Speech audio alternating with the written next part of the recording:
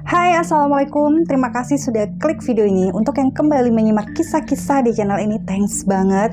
Dan yang pertama kali, salam kenal. Apa kabar nih teman-teman? Semoga semua selalu dalam keadaan sehat, bahagia, dan tentunya diberikan kelancaran rezeki. Amin. Kemarin teman-teman banyak banget nih yang DM minta untuk kita ngebahas kasus yang terjadi di Subang. Dimana ini kasus bener-bener bikin merinding banget ya teman-teman. Karena apa yang sudah dialami oleh kedua ibu dan anak ini itu begitu miris dan juga sangat mengerikan.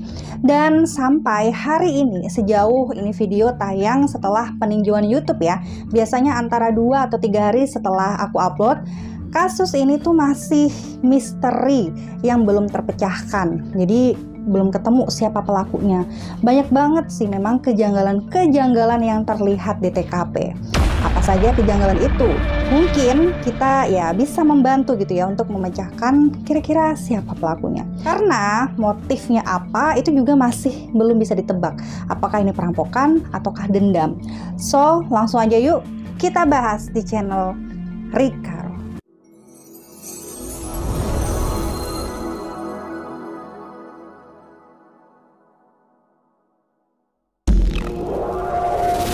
Tuti Suhartini adalah seorang wanita cantik berusia 55 tahun yang tinggal bersama suaminya bernama Yosef dan anaknya yang masih gadis berusia 23 tahun bernama Amelia Mustika Ratu.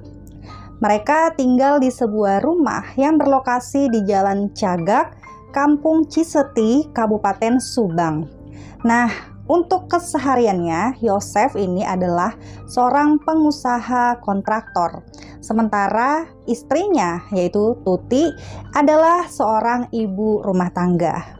Menurut suaminya, Tuti ini dikenal sebagai seorang istri yang solehah dan berbakti kepada suaminya. Bahkan, dia mengaku tidak pernah melihat Tuti meninggalkan sholat 5 waktu. Informasi ini juga diperkuat oleh beberapa tetangga dan juga saudaranya. Dikarenakan menurut mereka, Tuti ini dikenal sebagai seorang ibu yang baik, solehah, sopan, dan juga ramah dengan para tetangganya. Bahkan di saat ada kumpul-kumpul atau pengajian ya kan, ternyata Tuti ini sangat aktif untuk hadir. Nah, selain Tuti yang dikenal baik, ternyata anaknya yaitu Amelia ini juga dikenal sebagai anak solehah dan juga ramah. Beberapa tetangganya menuturkan keluarga Tuti ini terlihat ya baik-baik saja dan sangat harmonis. Bahkan tidak pernah terlihat bertengkar atau mempunyai masalah yang pelik dengan orang lain atau di dalam keluarganya gitu ya. Namun teman-teman, keharmonisan keluarga ini pun seketika berubah mencekam.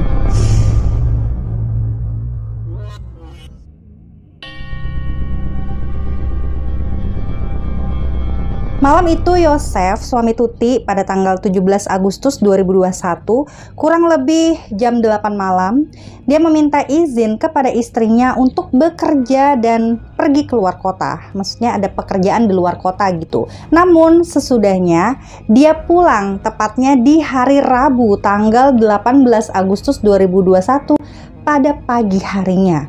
Begitu dia pulang ke rumah, ternyata di sana dia terkejut dan juga bingung karena Yosef tidak menemukan keberadaan anak dan juga istrinya tersebut. Selain itu, yang sangat membuat aneh, di sana Yosef menemukan keadaan rumahnya itu sangat berantakan. Nah, menurut Yosef, dia juga menemukan ada bercak darah yang mengucur dari arah mobil yang terparkir di halaman rumahnya. Dan di sana dia sebenarnya udah mulai heran gitu ya, karena mobilnya ini kok terparkir menghadap ke arah depan, jadi bagasinya di belakang. Padahal biasanya Pak Yosef ini memarkirkan mobilnya itu menghadap ke arah belakang gitu kan. Dan pada saat itu bagian kaca mobil ini sudah terbuka. Tapi melihat kejanggalan ini, ternyata Pak Yosef sama sekali tidak langsung melihat ke dalam mobil ya. Dia langsung masuk ke dalam rumah dan menemukan beberapa baju dengan bercak darah yang ditemukan di bak mandinya. Lanjut, Yosef ini sempat mencari dan terus mencari ke beberapa sudut ruangan. Namun ya, hasilnya sama, tetap nihil. Dia tidak menemukan istri dan juga anaknya. Kemudian dia semakin yakin nih teman-teman, pasti ada sesuatu yang tidak beres. Akhirnya dia pun langsung melaporkannya kepada polisi dan tidak berani membuka mobil itu sendiri. Setelah para polisi sudah mendapatkan laporan tersebut, kemudian mereka pun langsung nih segera bergegas pergi ke rumahnya Yosef untuk melakukan olah TKP. Dan akhirnya di saat Yosef dan polisi ini bersama-sama membuka bagasi mobil itu, seketika mereka pun kaget banget teman-teman, karena dia menemukan keadaan istri dan juga anaknya ini sudah tidak bernyawa dengan kondisi yang sangat mengenaskan. Jadi posisi badannya itu ditumpuk gitu teman di bagasi mobil. Kemudian polisi juga menemukan keadaan tubuh itu sudah meninggal dengan bagian jidat terdapat luka sayatan.